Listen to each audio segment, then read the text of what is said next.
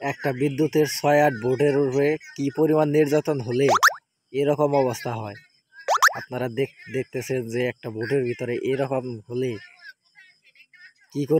কি করে সম্ভব এতরি তার ঢোকানো।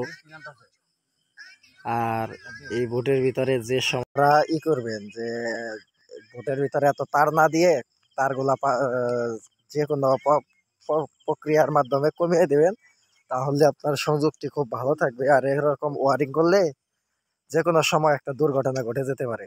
দেখেন কিভাবে কি করছে। ভোটের ভিতরে অসংখ্য তার, প্রত্যেকটা পয়েন্ট মনে হয় পয়েন্ট আছে আপনার 16 থেকে 20টা পয়েন্ট। প্রত্যেকটা সব পয়েন্টেরই তারগুলো এনে একটি বোর্ডের ভিতরে জায়গা করে নিচ্ছে। তো আপনারা সব সময় একটি কাজ করবেন যে এতগুলো তার একসাথে না দিয়ে সবগুলো লাইন আলাদা আলাদা করে দেওয়ার।